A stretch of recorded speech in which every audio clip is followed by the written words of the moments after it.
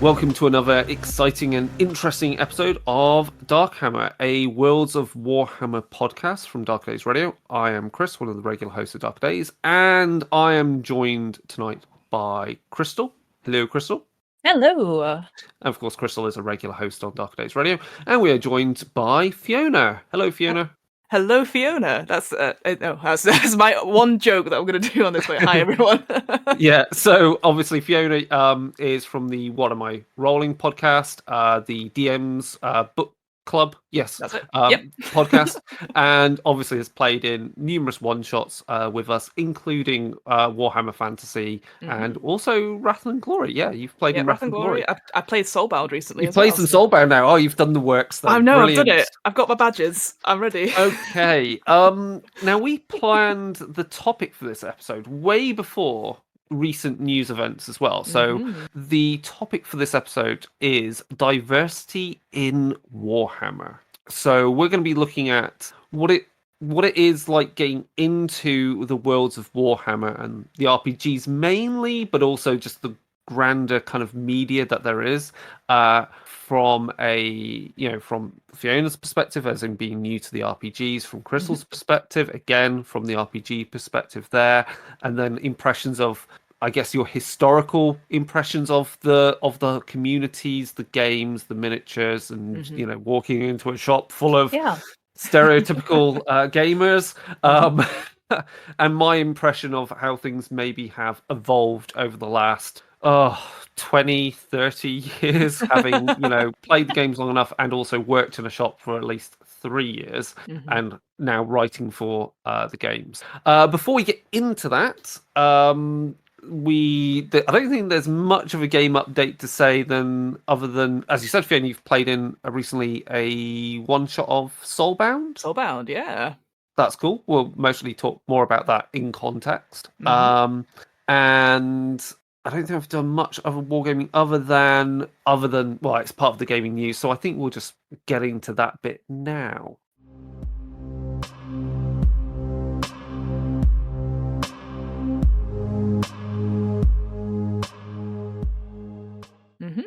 I've been on deadlines, so I haven't been able to write a lot or play a lot. I mean, I've been writing a whole bunch though.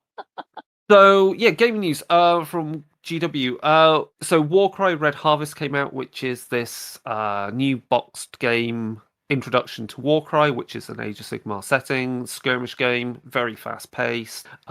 Scenery is freaking awesome. It's like there's this place in the universe of Soulbound called the All Points, and they're mining this well, it's not warpstone, it's another form of warpstone called Varanite, and so it's basically a whole mining like outpost. It's all very chaosy, and there's like sluiceways, and I've just finished painting my kit, so I'm dead excited to play on it. It's huge. So that's fun. It'll be great for, obviously, a set-piece final battle for your games of Soulbound, so that's always a good crossover. Archives of the Empire 2 is out for Warhammer Fantasy Roleplay that has rules to play as an ogre, which is totally wicked in there, plus other material as well, settings and story hooks and various bits. Also out for Soulbound is Artifacts of Power, which is pretty much what it says on the book, artifacts of power, spells, endless spells, dangerous doohickeys and things that exist in the mortal realms. And then for Wrath and Glory, the fourth part of the scenario series is out. So in this one, you get to play a squad of Primaris Marines. So this is like tier 4, and like apparently, you're facing like greater demons, Chaos Space Marines galore. So it's properly like we go full splatterpunk like madness. Whereas like the very first scenario of that series, you're just playing like guardsmen, and so it gives you again that perspective of the same event going on this world, but from different levels of interaction, which is what I think is really good about Wrath and Glory. Otherwise, there's just the usual stuff. There's tons of releases coming out. There's some new. The really cool one for Wrath and Glory that I saw today is the pre-order is up for the Necromunda Underhiver box, which is basically generic kind of like underhivers, and it's a multi-part kit, so male and female underhivers of all sorts, so that you can just put the bits together in different combinations, which is great, because then if you've got those, some of the scenarios you can play in Necromunda have bystanders. So you can use these miniatures as the bystanders who are used as like meat shields and get blown apart. But the other cool thing is the other terrain kit they've brought out is an underhive market. So with those miniatures plus the market, you can have a shootout occur between the two rival gangs, and have like the market just like being shot up, and it's because Necromunda is basically an RPG. Let's be honest. Mm-hmm. But anyway, that's all the interesting GW news, gaming news and hobbyist kind of stuff, and we'll get into the main segment.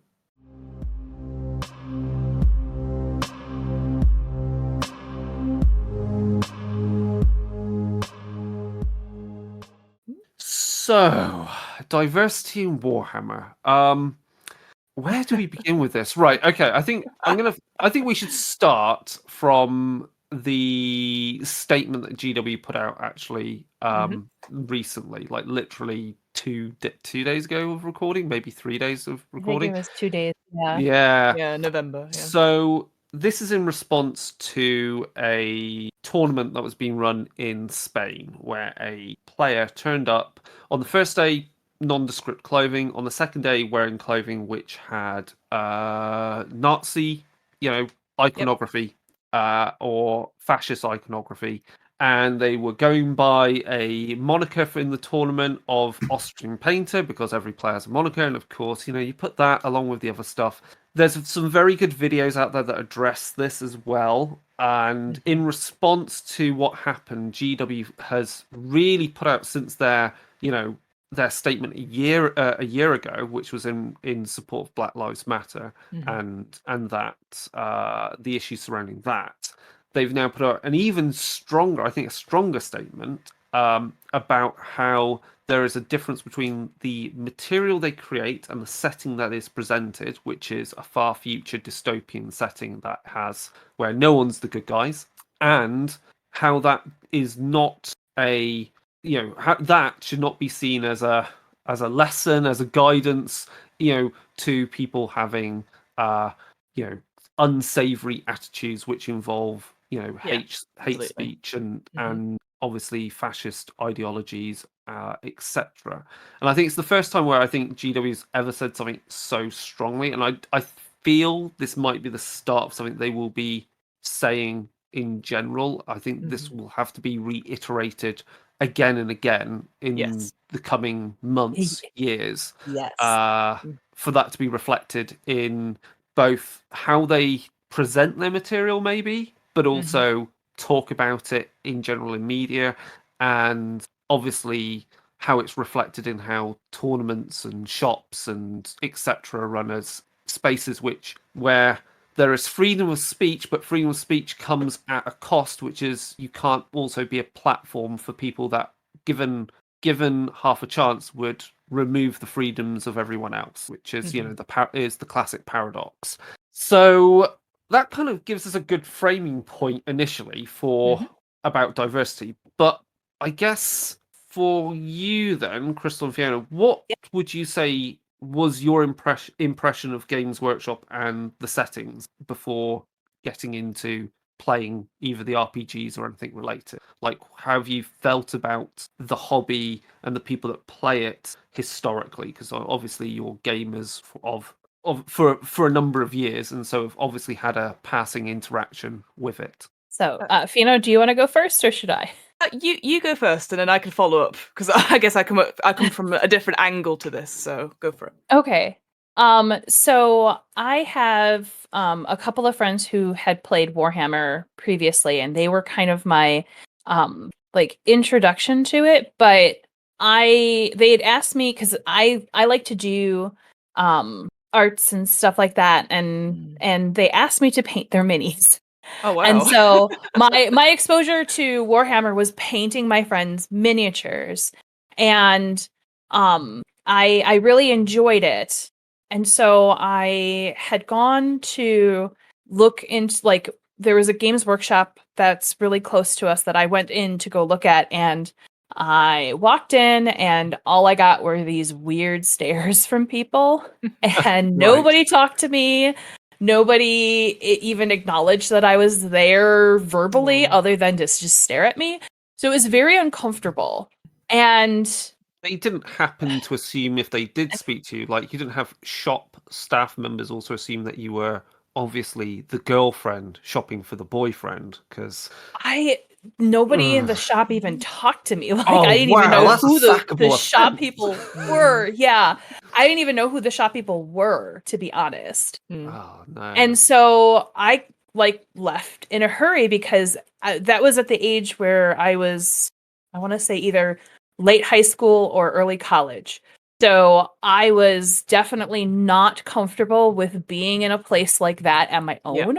And then I avoided going to Game Workshop for so long after that.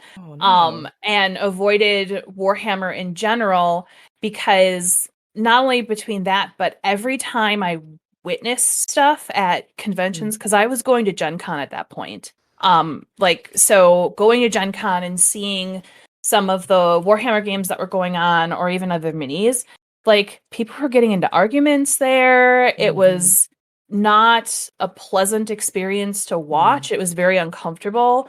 And the rule, like, it seemed like if you didn't know the rules inside out, playing the game was a burden on everybody else. Yep. And so that was an extreme turnoff to me. And then when the internet came around and was a little bit more predominant, the ideology and the viewpoints of taking that satire and actually personifying it as their personality and was just really a big turnoff for me too. And it took me a long time to kind of even get past that, to the point of where not like seeing that not every single person that plays Warhammer is like that. Yeah. So it was a whole bunch of things just kind of rolled up into one, and then the internet on top of that, which didn't help. Yeah. So I was really glad to see that Warhammer put out that statement, but I do feel like that they needed to say it way earlier. Agreed. Because when you write satire, sometimes, especially for a mass audience, people miss the point. Yeah. So if you're not implicit that it is satire and that you should not be admiring this type of behavior, people are going to miss that point. So there was a tweet that with responding to it saying, "Oh, this is a great post, great start. It's always supposed to be satire, but satire gets lost with all the marketing materials, books, animations, video games, etc." And then it just says at the end, "Pro tip: don't make Funko Pops out of the fascist characters," and then puts a link and a picture of 4 very predominant characters who are fascist tendencies. Yeah. So I think that's the thing. It's very interesting that that you guys were saying, this tone of satire. Like for me, when I discovered that through playing RPGs, I was like, oh, and it completely. I'll go on to it, but it completely. I had to rethink my view, because I had obviously thought about it in a certain stereotypical way, and I didn't realize that, because I'd seen all the stuff about the marketing, all the stuff and like the in-jokes and stuff, which I didn't get as an outsider. So yeah, I think I completely agree. They're going to have to put this statement out over and over again. And I was on a course recently saying that you have to over communicate, and you've got to communicate like at least 7 times to get your point across. So I could imagine this statement coming over and over again with more, maybe a code of conduct for if they've not got them at stores or anything like that, just to or ways to include new players who aren't necessarily from the main demographic of white men. So I thought that was really interesting. That here's the great statement, but it's like, but let's look at all the other stuff that you're selling. Let's see. If you're an outsider, you're not going to see the statement. You're going to see the toys. You're going to see the books. You're going to see these things. It's interesting the Funko Pops thing, because obviously if you look at other media as well, there are characters from other media that Funko Pops are made of, and you're just like thinking, is that even appropriate? So absolutely. I don't think GW is No. Is No. the only Oh lot yeah, that absolutely not. I'm not are throwing offenders on accusations that. around. No. But I completely agree. But I know what you mean. It's without reinforcing the statement of this is satire. It's not aspirational. It's by having all these different things, it's the danger of trivialization of these are mass murdering genetically modified superhumans who are barely human anymore. Anyway, Fiona, your point of view then. Let's contrast. Speaking of Crystal's genetically yours. enhanced humans, yes. No. So from it's very similar actually to Crystal's sort of story. So I was never into miniatures or wargaming or even RPGs when I was younger. I would say my experience comes within the last 5 years through meeting people, and again, I always thank the pandemic for just sort of opening up the doors to talk to people online, because I was very socially anxious as a kid and still am to an extent. But when I was thinking about Warhammer stuff, I have a very distinct memory of when I was in primary school, so about maybe 7 or 8, and I was literally going out at lunchtime because you have to go outside in the UK. And there's just these boys who were just playing Warhammer with a teacher watching them on a table. And I just happened to pass and I stopped and I watched them for about 30 seconds. And obviously they ignored me because they're playing the game, and then I moved on. And I was thinking to myself, what Crystal was saying, this idea that there wasn't, I mean, I was very lucky I didn't get any stares or anything like that, but it was that sort of thing, like when I went to like a store and I was like looking at the Lord of the Rings minis they were doing, stuff like that, nobody came over to talk to me and go, oh, are you interested? It was always usually to my dad, who had no interest at all. But it was no like, whereas now we have stuff like board game cafes where someone comes over and goes, oh, hey, you're here to play a game. What kind of games are you into? And is that already that friendly, open demeanor about it? Whereas those times, which, you know, if a teacher turned around to me then and said, oh, do you want to have a go? Or do you know what it is? You know, I probably would have been like, oh, I don't know. But there was never that chance, that opportunity. And I think that's the thing that's missing, is that, you know, because some people might be too shy to actually go and play or stuff, but they might be interested in watching. So having someone be like, oh, here's the main rules, here's what they're doing, which I appreciate is, I'm boiling it down to very, very simplistic things, but just having somebody going, oh, do you know what this is? Do you want to, you know, what are you interested in? That would have been amazing for me. It's interesting you say that, because, like, you know, I worked for 3 years. I can't count how many demo games I've run for people. Like, I've run like 5, 6, 7, 8 demo games in a day, which is really hard going. Yeah. But the point, you know, on the voice more than anything else, and it's sad when you say that, like, because I understand, like, in other gaming stores that aren't run by Games Workshop, staff, you know, whatever they do, that's up to them how they train their staff. But Yeah. you know, it was always drilled into me. You talk to customers, you observe what they're doing, as in, like, are they paying interest, or do they look a bit lost, or are they just looking at the miniatures? Gauge what you can from their body language and what they're doing. But the other thing is, you should and I saw other staff doing, you should never do, is don't just assume, oh, are you here to pick up XYZ for your boyfriend or for your dad or your kid.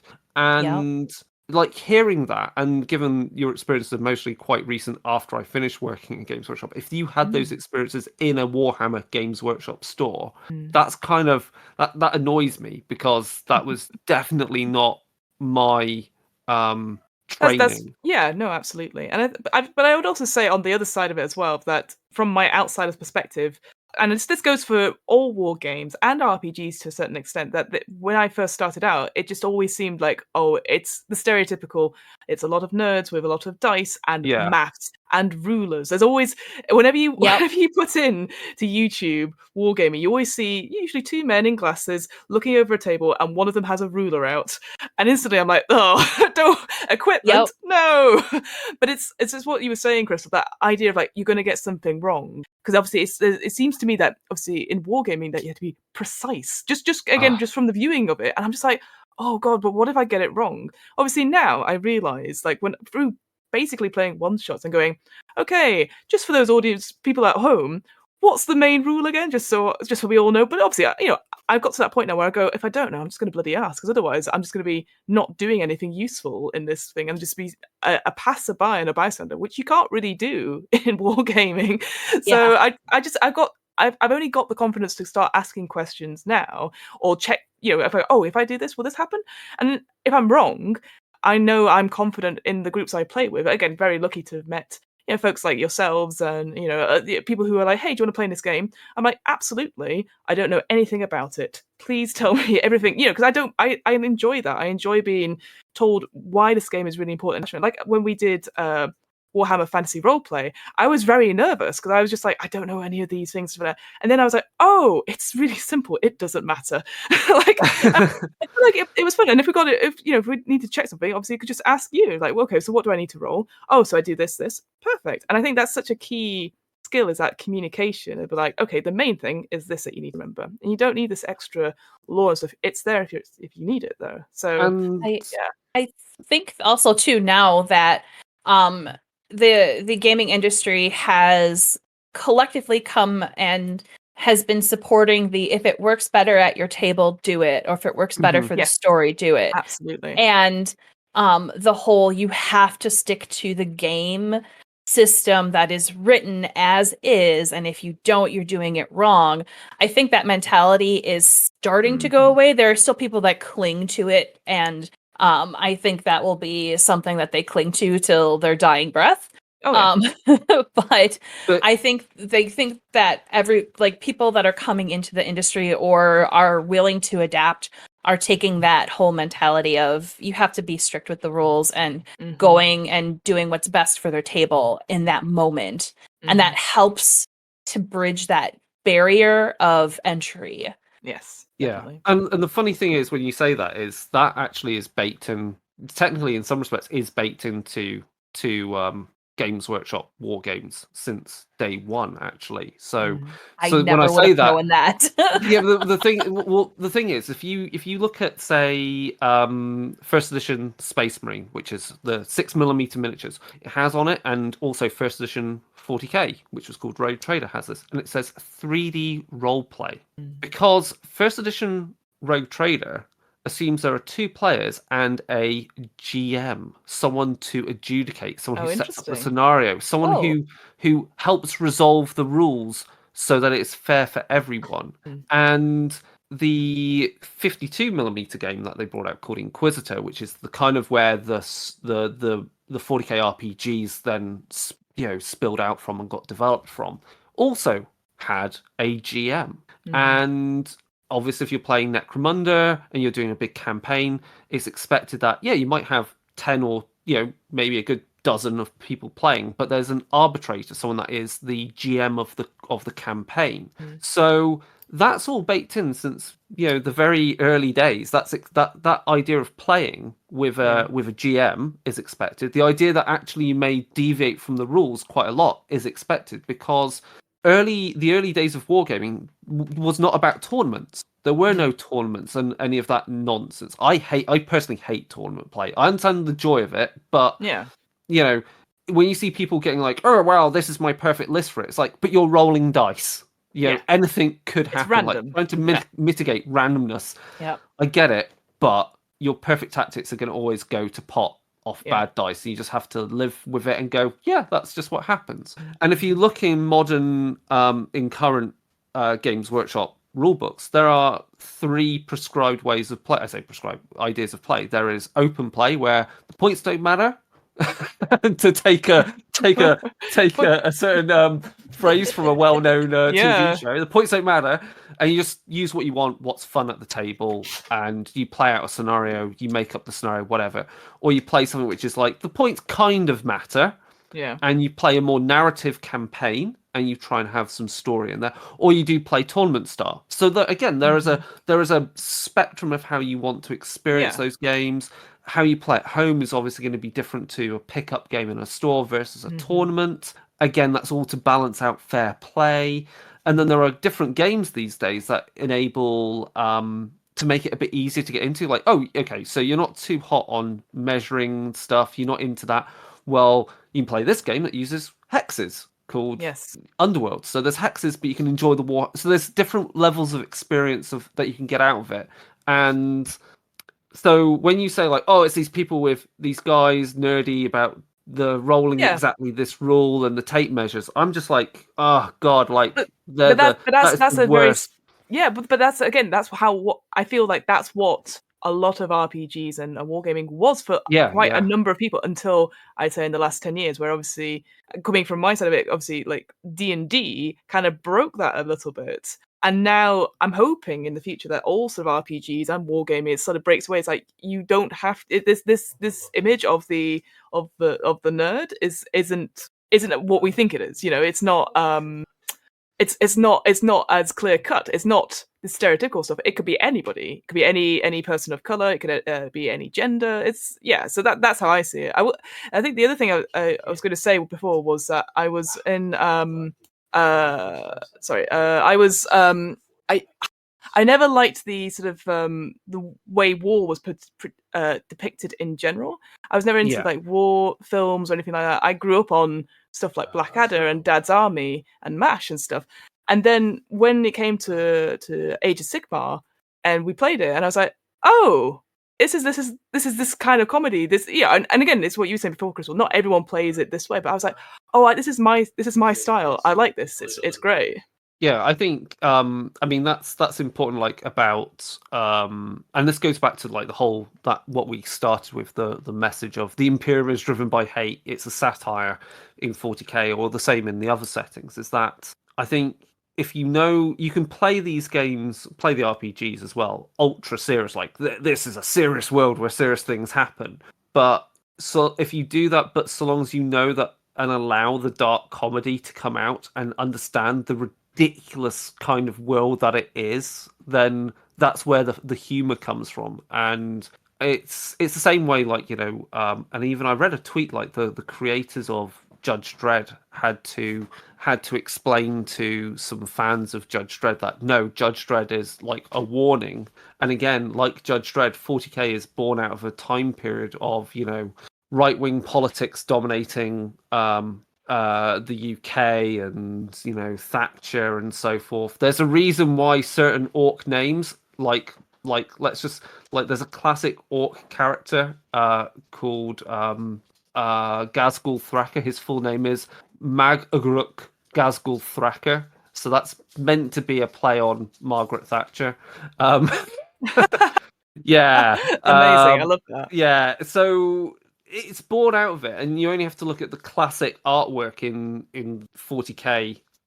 Again, you do see that satire, and I think there's clear that through Games Workshop history, there was an evolution of the artwork, evolution of what they were trying to present. Obviously, the change in the company, that's more complicated of what the shareholders wanted. They were trying to sell games and sell miniatures to people, develop the IP. And along that progress, the satire, while is still there, is not signposted as heavily. I think that's the problem. Exactly. It's not, but I say it's not signposted as heavily. But then I do feel still happy when you look at like Necromunda and you do see like, and the uplifting primer, like they do the little web posts of the Imperial uplifting primer.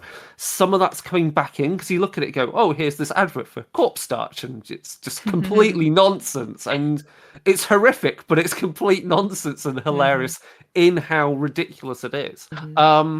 Okay, so we've kind of got your first impressions and getting into it. So I think we've got an idea of what was the turn-off with. Was it complex, or how it appeared complex, or it appeared like it was gatekeeped, or just dealing with staff members who should have known better? And I personally would have told off, like, even though I was only a key timer. But I'll take you to the place, Chris. You can come and I'll be that guy there.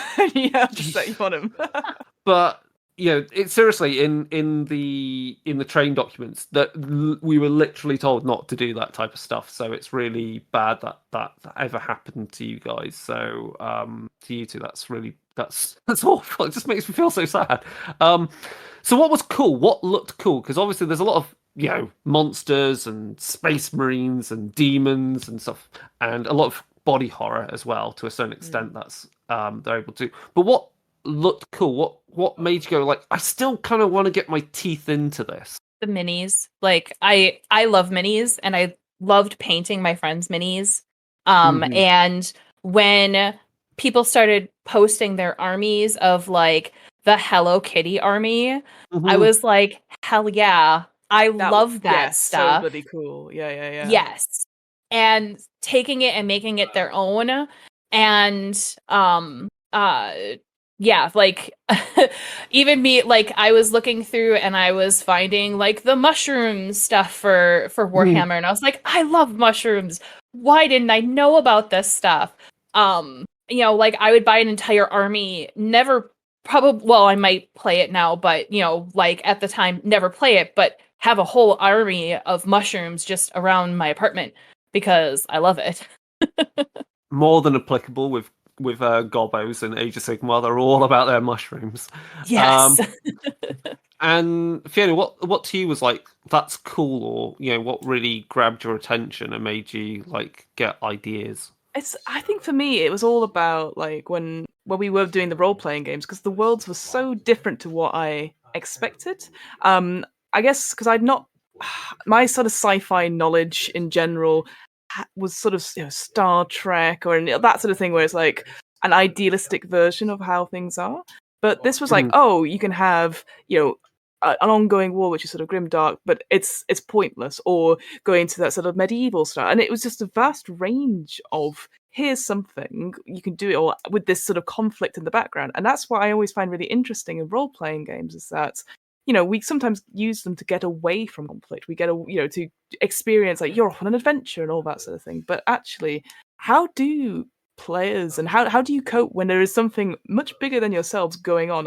And there's a great I appreciate I'm bringing it back to sort of D&D in a way, but Critical Role had this great big source book come out called Explorer's Guide to Wildmount. And I love that book. It's such a good book because it talks about, okay, in the story, there's a huge war going between two empires, and it says, what do you want to do in terms of how do you present war? Do you want your players to be right at the front? That's going to be a big part of war. If you want it in the background, you can have it as a background thing. Or do you want it at all? Just set the game maybe a few months ago. You know, before it's still this sort of this Cold War stuff going on instead, rather than full out war.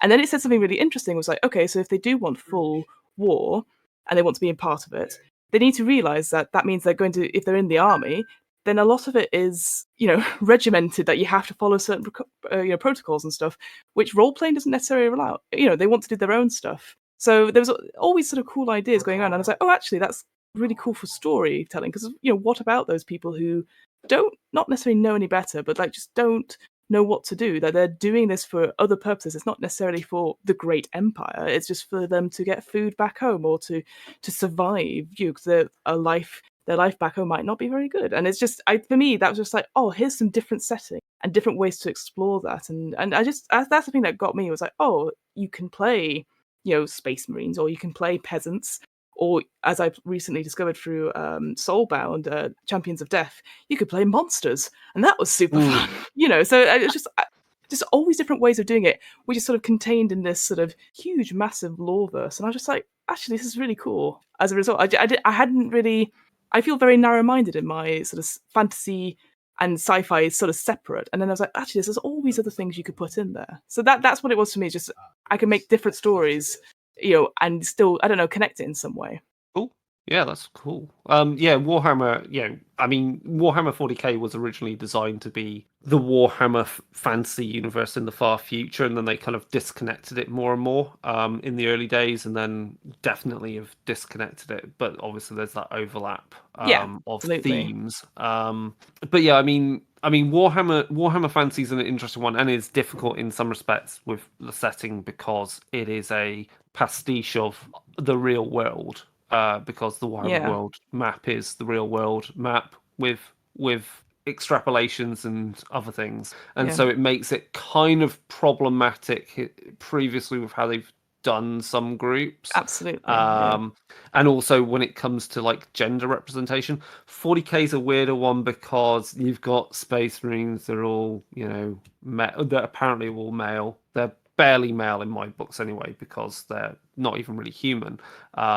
And then Soulbound, I think, really kind of readdresses a lot of the previous problems of the two settings, because, you know, for example, Stormcast Eternals could be male and female, or could have been male at death and female in their rebirth as a Stormcast Eternal.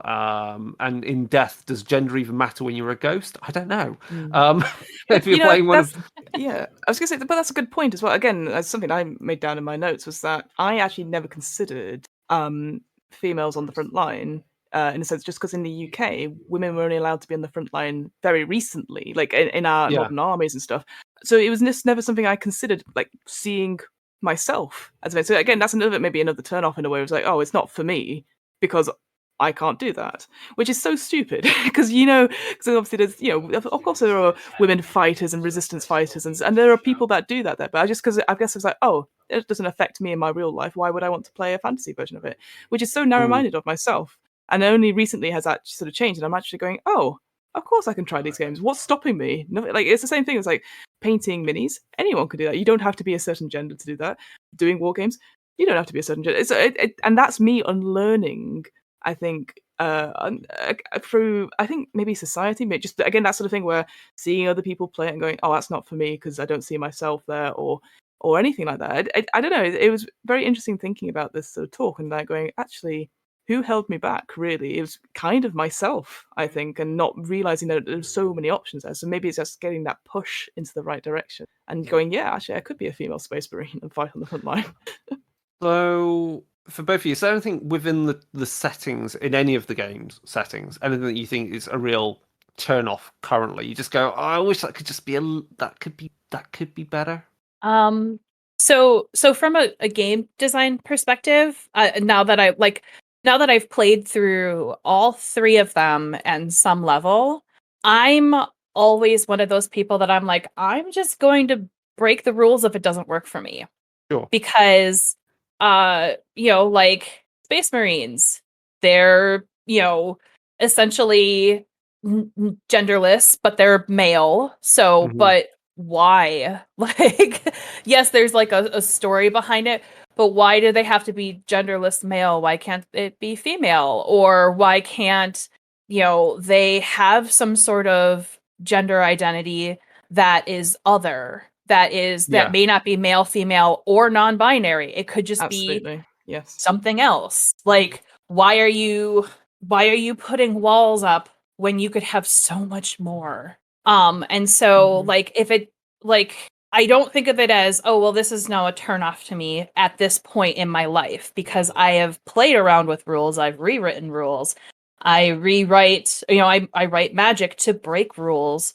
So I can do this in my own gaming now too. Yeah, no, I think it's fair. I mean, I approach now Space Marines in my head as they're kind of like Nephilim, and angels. They're meant to be. They're called the Angels of Death, so they're of a god emperor. So to me, it's they're genderless angels. They're like in Dogma. Like, where are my? I don't have any parts. Like, oh, that was the best scene ever.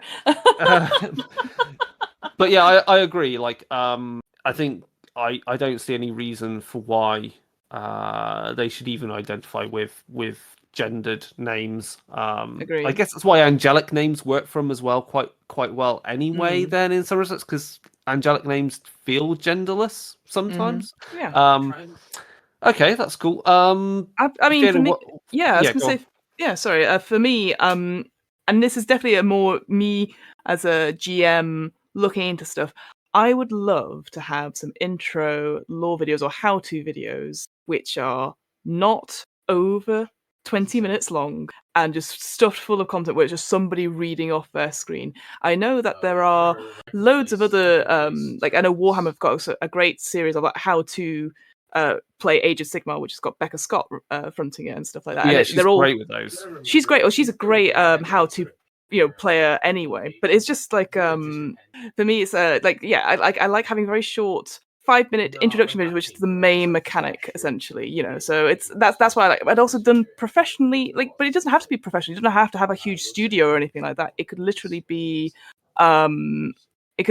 like, it's just somebody talking off screen, but it's just a bit more interesting and a bit engaging, like just actually talking to the camera, like looking into the camera and just be like, I'm really excited because this is a really cool mechanic because it does this, and just giving that same rather than just someone going, okay, here's me reading a huge paragraph off a screen to nobody. It's just I absolutely hate those videos, and it happens not just in Warhammer. I will say it happens in a lot of role playing games, and it's it happens fucking in dull.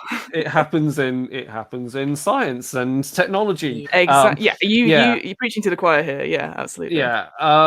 Yeah. I mean, this is why the approach of how we do the Darkhammer deep dives on particular factions are not, we're not reading verbatim from a book. It's very offhand, kind of But I guess internalized knowledge made real. But I think Warhammer Plus, their Games Workshop streaming service, have some like lore videos. Yeah. That I've not watched yet, but I imagine because they're obviously produced in house by people that know the settings so well that it would come off very natural. And when I've watched the streamed games, they do explain the rules, especially for their intro videos. So again, it's taking the time to want to talk about the rule or whatever it is and spell it out. But again, spelling it out without like looking like you're reading off an auto cue, that's it's hard. It is hard. It takes a lot of practice and stuff, and I think that's the thing, is the difference between, okay, you've now got the knowledge and stuff,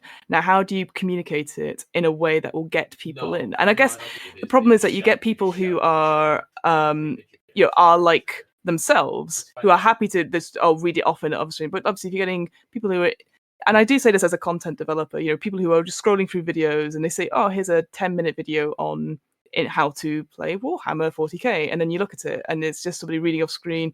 There isn't big cuts, there's not no excitement. They're like, oh, no thanks. And it's just kind of sucks, really. That's how I see it. But I will say, yeah, there was a great video that I checked out, which is like, I can't remember what it's called. I learned to play Warhammer, which I think is just on the Warhammer YouTube. I believe it's voiced by Penelope Rollins.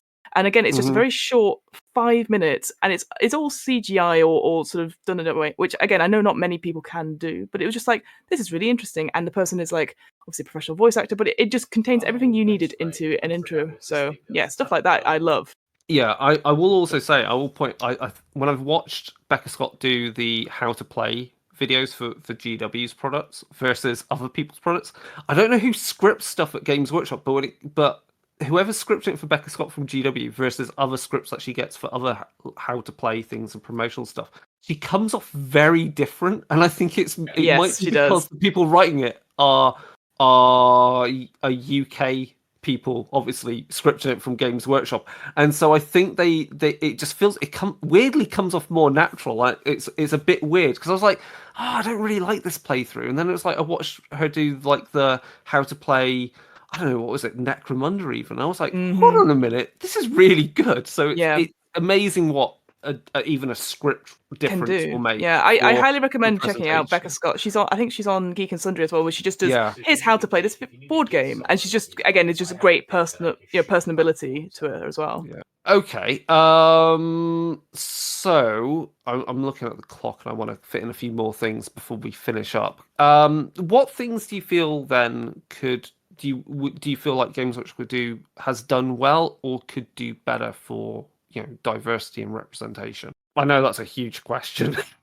I'm not going to answer it. Wow, I was going to say, who's going to answer that question? Okay, so I think I'll go first with that. I think a couple of things, and I think this is in general for like the gaming industry, is that if there is something that is implied in your work, you need to also communicate that outside. So, for instance, with Warhammer specifically, with the whole, this is, the people should not be reflecting the inspirations for this stuff. We don't welcome them in our community when they do stuff like this. That needs to be repeated multiple times, and I think that even like endorsing things such as different viewpoints of how Space Marines are. Like, I know that I'm part of like Commissar Corps on Facebook, who literally does all of this stuff. They are not affiliated with Games Workshop, but they do all of this stuff through memes and through conversation and stuff like that, where they're like, no, this is a spoof. Here is other things that take the tropes that are in here, turn them upside down. They still fit in the world, and if you don't like that, that's a you problem, not an us problem that enjoy this type of thing. Yeah, I think that's really important, because one of the rules I think that Games Workshop has, well, I feel it's not a rule, but it's like is implied, but again needs to be reinforced, is that there is canon, but the settings are so huge that everything is canon and not canon at the same time. Yes. Like even the novels, like the Dan Abnett novels of Eisenhorn, are kind of considered the Abnett verse of Games Workshop, because there's certain things which don't quite reflect mainline Games Workshop 40k.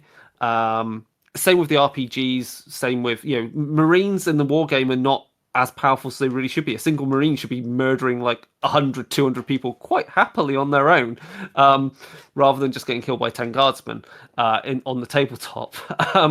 But that's media and cinema for you. But I agree, because like you've got the little comics which are ridiculous that they do, the little cartoons which again take the mickey out of things, and then there's the kids books, there's the young adult books which again take a different spin on things. And so I think I agree, it's like, again, that fits into that purpose of reinforcing that message that there is more to the game, the settings, and that this is a spoof, or this is satire. Yeah, I think, and go for it. No, go for it. Go for it. I was gonna say, I think also their art direction, because again, like their art direction in general in past has been for the male gaze. Yeah. And I know that the story behind the specifically the female, like model, and the other one that I just found out about that I'm not blanking on the name for, but the ones that like have a crisis of faith, and then they have to go through this whole like trial by fire, essentially, where they don no armor. The Sister Repentia. Sister Repentia, there. Yeah. Which is a really cool story that is written for the male gaze rather than for the female gaze. Yeah, yeah. And I think that if they take those, because like I would love to play that. I do not want to be objectified when I do so. Agreed. And so if they take those concepts and everything like that and shift them to a female audience, which I know they're having more and more female writers, or writers that are non-binary or don't identify as cis or anything like that. They're having more of those writers on board, able to take those things and make them accessible to others. And even I would love to see them take on the other cultures as well, to bring in those viewpoints into Warhammer Fantasy in a way is respectful, but also gives and opens up that setting to more and more people. I do want more people to come in, and I do want more people to experience, settings and have fun with it, because it is a lot of fun now that I've gotten through that barrier. And I think that that's something that they could probably do a little bit better to help make things more diverse in their own settings. Yeah.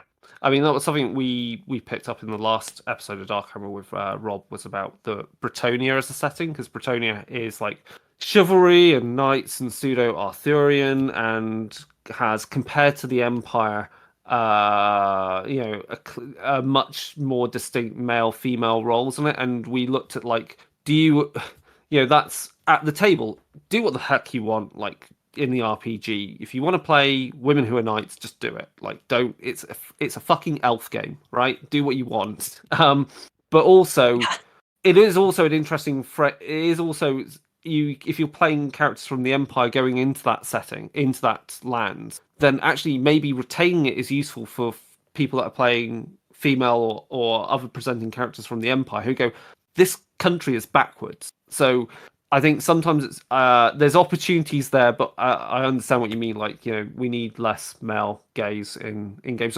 I'd also say on that topic, and this relates back to the Imperium is driven by hate, Warhammer is not statement.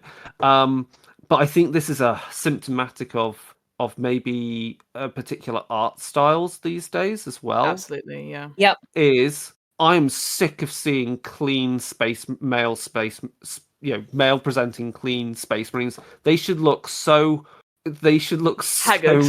haggard by war. You can't tell.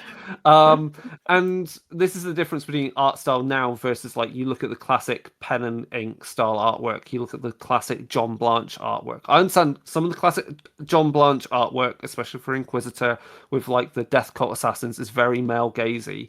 I think though, it's a tough one because on the one hand it's like it's very male gazy, and on the other hand also people really like that classic kind of heavy metal kind of fantasy Sure, style absolutely. from the 80s, and it's like where does you've got that horrible crossing point between representation and diversity plus versus style, and sometimes it gets lost in the mix where you get very clean stylistic work which then becomes like you've basically just done CGI Photoshop airbrushing of boobs, I'm sorry to say, or boob armor, and it's just like that's not good enough. They need to look like they're going to fucking kill you and it doesn't matter what they're wearing.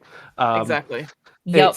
They need to be scary because the 40k universe, the Warhammer universe, Soulbound are scary places. Fiona, what do you feel could be done better, or what do you feel has been done well, and what could be done better in terms of diversity? Let me hang on. I think for me, sorry guys. I think for me, one thing I would love to see, and I appreciate this has maybe already been done. I say this as a complete novice to Warhammer and to streaming and all that sort of thing. I would love to see more streamed games of either the Warhammer RPGs or of games themselves with more female representation or more people of color. I am sure they are out there. I'm sure they're there. But it does feel like sometimes you like looking for a unicorn in a forest of lots and lots of trees.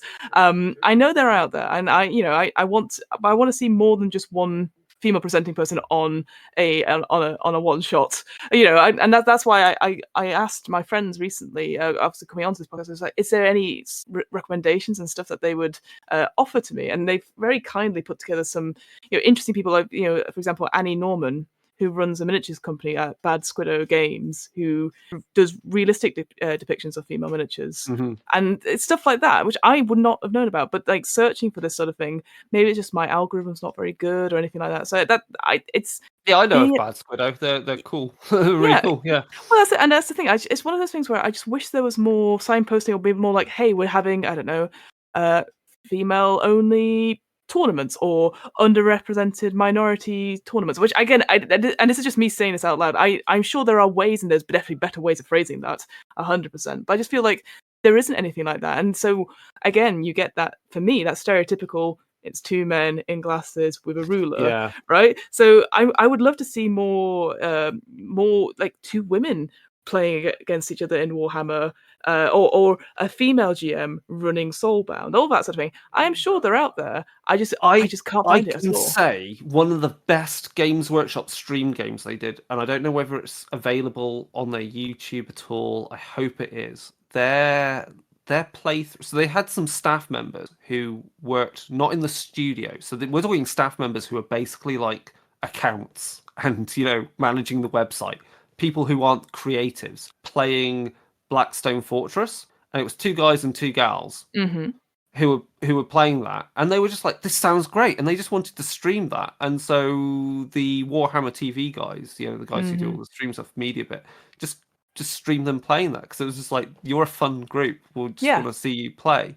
And it was really nice to see them play that, because it's a cooperative game, but also just because I think it was just people enjoying the game, not trying to promote it in any particular way. I mean, yeah, of course it was, but it wasn't. If that makes sense. Yeah. I think there's always that thing going, oh, they've brought them out, they've wheeled them out for the special.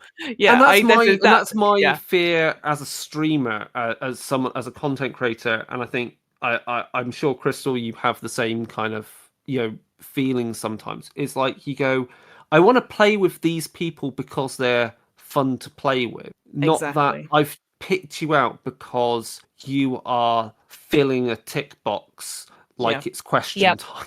And that's why it always feels painful to me. It's like, am I being genuine? Like, I do want to game with you, I really do, not because you're filling a quota. And that's painful in any industry. It's painful in sciences as well. Just speaking from like experience. Oh yeah, absolutely. But that said, I'll rest assure you, Chris, that when you ask me to play, I'm always like, great, you have no idea what I'm about to do to your game. So probably, I assume you wouldn't invite me back if I wasn't, So I do think there's two ways of going about it. That's how I see it. But yeah, I would love to see more female representation just from behind the screen, in front of the screen, talking about it. Like, obviously, I know there's a load of female presenting miniature painters and stuff like that, and that are on Warhammer TV and all that sort of thing. So I know they are out there, but I just find it when I Google the big search, can't find anything. And I think that's maybe it's just my algorithm that I'm just not. Well, also on the other hand, they're mostly trying to say sometimes there's an element of wanting to keep quiet just because there is that vocal minority of, and that is completely fair as well. Bags out there, absolute foul hobbyists. Yes, absolutely. Okay, very briefly then, some other things which I think is important, like Warhammer. So going back to Warhammer Fantasy, and this same problem with Game of Thrones, any type of historical thing, fuck historical accuracy. You only have to watch the stream I was on with the guys from the Rookery that included writers from all 4 editions and creators and developers from all 4 editions of Warhammer Fantasy Roleplay. It's fuck historical fantasy accuracy. So, either if your players want to play that it feels like that, by all means, all power to you. But you throw out the window the moment it's an impediment to your enjoyment. That's what I say. Agreed. So I think always you can play interesting stories with the limitations, or you can play interesting stories without it, depending on what you want to get out of it. So yeah, I think that's the main thing. Mike and I have talked before, there's some problematic things in Warhammer Fantasy, like the Strigani, who are basically the Roma. You want to re-examine some of these in classic Warhammer Fantasy novels and content, and maybe just think a little bit harder about how you use that group or ethnic group that's within the Warhammer Fantasy, so they're not so stereotyping of a real world group. Same goes for 40k on that one. I think 40k, though, obviously you can do anything and everything in between the gaps because it's a huge fucking universe where everyone's killing everyone, so that's fine. I think the main issues in 40k I would have are, we've said about Space Marines, we've said about Sisters of Battle, I think the main problems for 40k, am I right, is male gazing on stuff. Like there's such an amount of stuff you can do anything. Just don't turn it into the worst male fantasy possible. Like it's just where's the fun in that? Someone's going to tell me I can't do something because I identify as a woman, you better bet I'm going to do it. Absolutely. Yeah, right. Yep. Exactly. Like there's just too much. It's too big a universe to have limitations. Also, going back to 40k, especially, it is a fascist dictatorship setting. You do have room for heroes in a horrible world, and we've done a podcast about this, haven't we, Crystal? About how you can either do the stories where you are a true hero in a horrible world, but you eventually may die because the universe is a hate-filled place and doesn't like heroes existing, or you are a hero relative to the fact the world is fucking awful. And so the interesting question is, what is the cost of trying to save 1 million people? You may have had to have sacrificed 1 billion people just to save one world. It's weird moral dilemmas like that, which are fun and interesting I say fun, but are interesting to play out in that setting. That's what I would say with 40k. And my take homes on that. If anyone's got any other points to jump in on that one. I think for me, because obviously, like you said, the whole, it is, it's very hard to master that it is, a fascist, all those sort of things. And I think now more than ever, it's important to have those conversations. Like I'm sure you folks have talked about the, boundaries and foundries, session 0, X card, all those sort of things, which I know people feel like, oh, do we need that? Oh, safety stuff. But actually, I think it's important to talk about, okay, we're going to talk about a story that does involve fascism, that some of the elements might feel very real to people playing now, and the real life politics, stuff like that. Is this fun for everyone at the table? And if one person goes, I don't know, then the answer is no. And then it's together making sure that everyone has that like has a chance to be contribute to a story, but at the same time feel that they're not contributing it at at pain of trauma or anything like that. And I think that's so important. This because like I said, for me, the big turn off for me with Warhammer was that it's about war, and I don't find any enjoyment in that. But when I realized that it's not necessarily about that, and you can change your play for that, I actually enjoyed it a lot more. Going, oh, and it changed again, that unlearning that thing about it's not just about war is glorious, because it's not, and it's about the little people. It's about making those stories count, because stories about the people in war is actually really important. You hear about the stuff about obviously the Blitz and World War II, and even to like sort of the Vietnam Wars and all that sort of thing. And actually, these stories are important. So I shut myself off from that completely, because I was like, I don't want to deal with that, with the glorification of it. But actually, it's about like, okay, but finding those streams to do it. So that's why I think session zeros and having that just honest chat with people, going, okay, so what is it? And you don't have to justify why you like it or why you don't like it. But as long as everyone knows about it, we're not playing this sort of like, this guessing game of mind readers. It's a tunable experience as well. My Exactly. nephew, who is 5, has obviously discovered tabletop miniatures. Excellent. And he is enjoying rolling dice and measuring things, and he is learning sportsmanship slowly.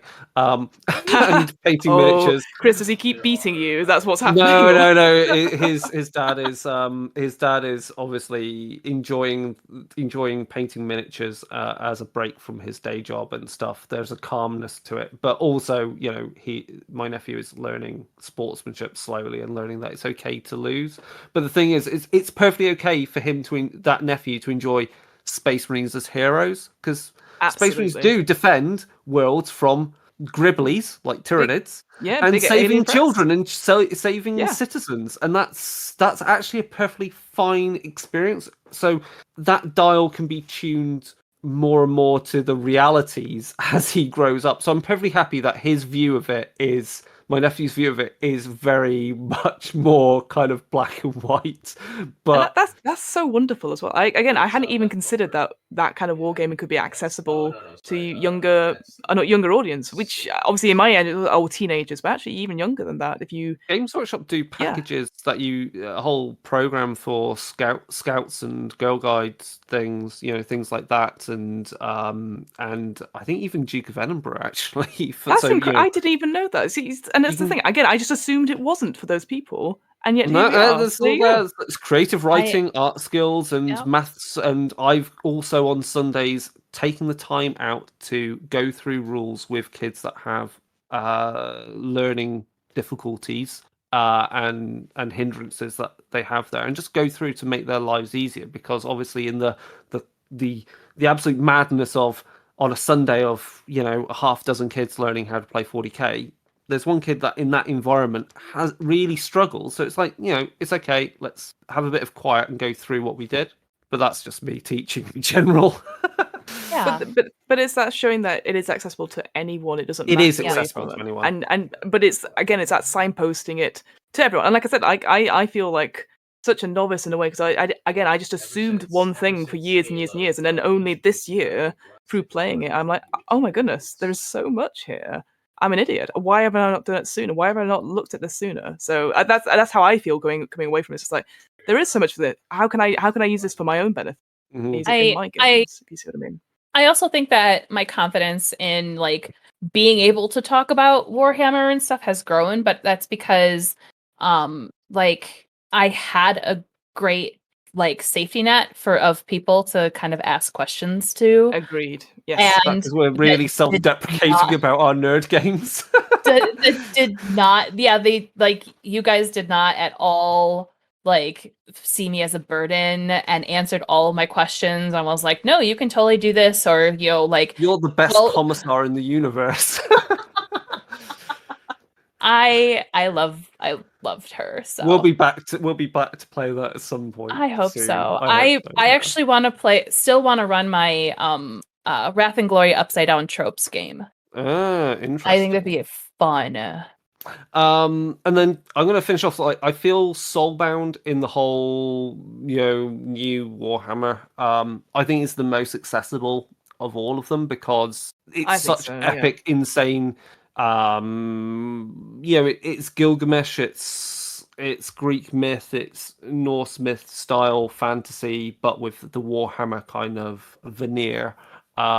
But you can play anything pretty much in that. There's literally almost zero barrier to what you play as. I mean, sure, you've got some of the classics like witch elves, but they are all murderous, and they're not like you go, oh, they look nice. No, they'll kill you. They'll gut you. There's nothing nice about them. They are they're pretty, but pretty death. Yep. And like how we've talked about, Slanesh has evolved a lot over the years. And yeah, I think ultimately I feel there has been, I don't know how you feel about it, but there's definitely a movement of how Games Workshop presents its games and its settings, but and there's a conversation that's constantly evolving. I feel like that statement they brought out recently is just another step along this, because I think it's clear. I in my gut feeling is that if they weren't addressing this more, being more loud about addressing these problems, that they're going to have more, that possibly staff internally and partners are going to have issues with Games Workshop not addressing this. Like, why do we want to make miniature? Why do we want to make products like even fucking scented candles when Nazis are going to buy them? Yeah. To be perfectly honest, right?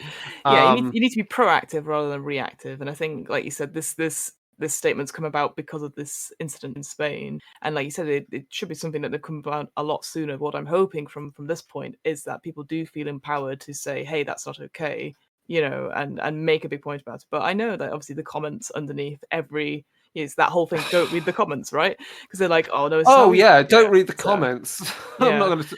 No, and... but I guess it's just one of those things where it's like it should have happened a lot sooner. We're thinking again, D&D's done something similar as well, saying we're obviously trying to get more diverse writing involved and all that sort of thing. But it's that sort of thing. These things take time. So whilst I'm very happy to see such a good statement, I don't know whether things are going to like in the next couple of months. Is there going to be a code of conduct? Is there going to be more stuff about it? Have a more influx, not more influx. Have a bigger influx of female presenting on the Warhammer YouTube. More women talking about it, more painters on the Warhammer TV stuff. Again, I say this if as you go on someone who has Warhammer no TV, idea. One of the core painters right now, I can't remember her name, but it's really good. She's really awesome at what she paints.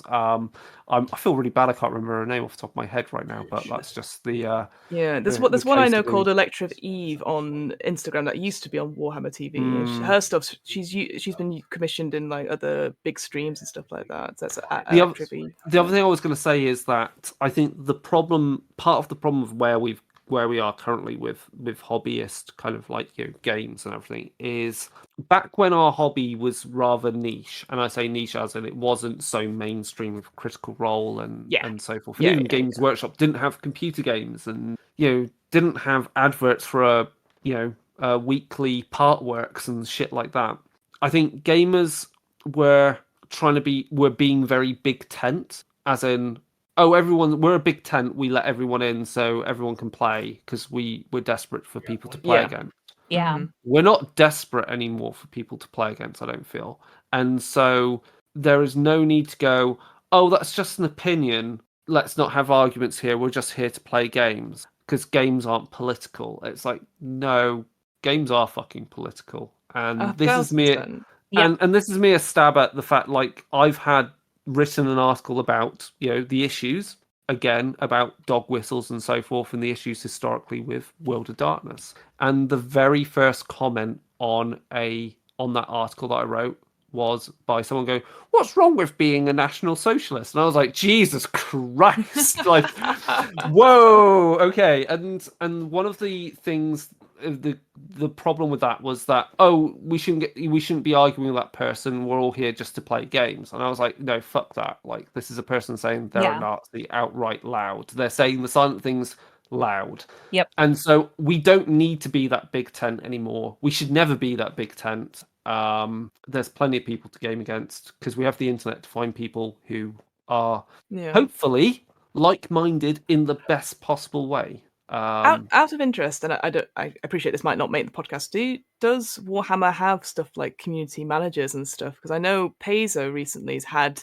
similar issues with people on their forums sort of saying hate and stuff like that. But because there's no community managers, it's very hard to Games Workshop don't have forums. They just have their Facebook pages for their stores, and they have the Facebook pages for each of the game lines and Warhammer team. So they don't have a dedicated space per se. They do have to talk about it. No, but they do have staff looking at comments and removing things. I was going to say, or communicating. They went on with those people. Of course, they can talk about the content. They can talk about the IP. Anyone can do that, but to make sure Warhammer or anything IP terms are not directly in the titles of said content creators. Yeah, no, I just find it interesting because community managers and that sort of thing do help again curate and stuff like that. But again, that's more for like Discords and forums and stuff like that. I didn't really know. Yeah, they don't have a Warhammer Discord sort of thing. Nah. Yeah, no, it makes sense.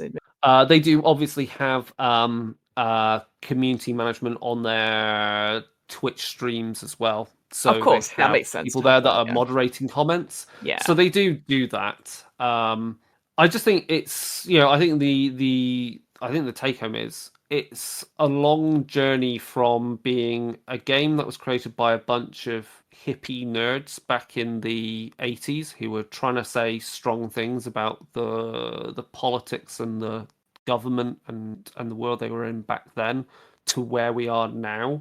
And I feel many of the problems that were mostly those said creators were facing then or felt strongly about are very loud right now in the world that we're in. And so Games Workshop has to be equally loud about this is fucking satire and that anyone can play these games except for those fascists out there who would want to do horrible things to people. And also, I'm going to say this because another thing I'm going to pick up on because it really fucked me off. And thank God this is Darkhammer. I could say it fucked me off. The comments you get back, like by people going, "Oh, but are you going to ban people wearing communist symbols? What about people that wear symbols of socialism?" And it's like, oh my God, right? Okay, first of all, and I said this in on my article about World of Darkness as well, right? I have an issue as much with totalitarian fascist dictatorships who are Nazis as much as I have a problem with Maoist or communist fascism, because socialism does not necessarily mean fascism and does not necessarily mean controlling your lives in the same way as fascists or anything anywhere near that. There's, to start implying the one thing is nonsense. So trying to do weird whataboutism or straw man type arguments like that is complete nonsense bollock. And so, but equally, I'm right. I feel I feel I'm right in saying that as much we shouldn't have symbols of one particular hate group, there are other hate groups and other fascist ideologies out there, or other groups that would want to do certain things that also don't have a place. So I mean, it's tricky, isn't it? I think, but like you said, I think everything is political. Even if you say, "Oh, I'm not into politics," that's instantly taking a stand in politics, right? So I think that's the thing. I think being aware of that. And there's that whole thing about, "Oh, I don't have politics in my game." You're like, well, think about it. The structures, the infrastructure, like how society works, politics is involved in that. And how do you feel about that? So I think it's that having that open conversation in session 0, instead, and you don't have to know everything. This is the thing. Like I will say this completely right. I have no idea what's going on in this country, and whether that's because I know everything about politics and still don't know what's going on, or if I have no idea what's going on.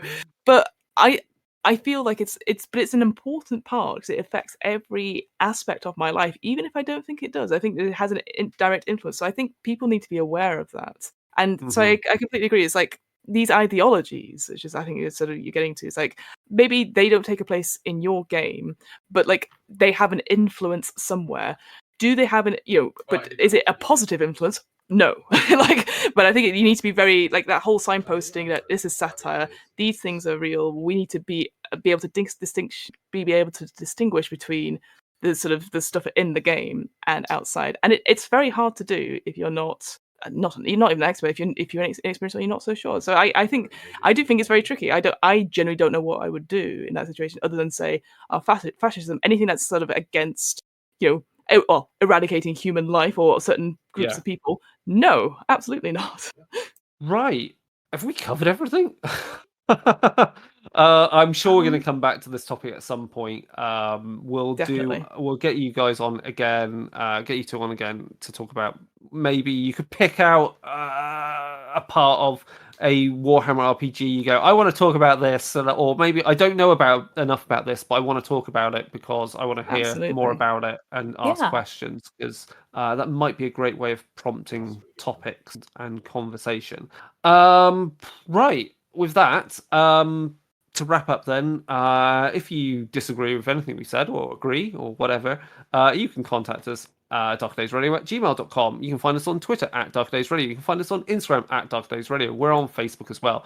You can find us on Discord, talk about this episode. Please go listen to also episodes of our friends over at Realm of Fire, who do also similar self-deprecating chat about the Warhammer games and hobby, because we love to hate our own hobby. No, but they love it and hate it and love it and love it. And of course, if you have the chance, go over to What Am I Rolling and DM's Book Club to listen That's to me. also excellent content from Fiona and her guests who play various games and try them Including out for the the first Warhammer time. Fantasy that Chris ran. Do Yeah, I listen listened to that. It's awesome. All of that. It was completely nuts and hilarious. Exactly. And that's it for now. So again, thank you, Fiona. Thank you, Thanks for Crystal, having me. for going through this tough content. It's difficult as a fan of it and as a bloke, because there's a lot to cover. But I feel things are getting better. It's a conversation that will continue going on, and Absolutely. hopefully And that's GW will be loud about it. And that's the best kind of journey as well, is that you never stop learning and stuff. So like again, I've found so many things in my research going, oh, that sounds really cool. Oh, that sounds really cool. And I made a list of people I would like to follow and find out more about it. Because again, as someone who is brand new to it, I feel honored in a way that I don't have any of this background knowledge. I can just go and go, oh, that's really cool what you've done here. Or, oh, that's really interesting you've done here. And just have that. So yeah, very, very grateful to my friend Sarah Pipkin, who's at A Lady Doth Paints, who does her own Warhammer stuff, and Burrows and Badgers is her game currently that she's playing, this Warhammer game, which is absolutely great. But yeah, she sent me a Oh load of yeah, I know information. Burrows and Badgers. Yeah. It's very cutesy. I love it. Yeah. But yeah, I'm very grateful to her for sending me a huge list of people that I'm going to be checking out over the next couple of weeks. Cool. Well, that's us then done. So we'll be back in future with something likely talking about the 40k universe, because I think I need to talk about something new for that. So goodbye for now then. Bye.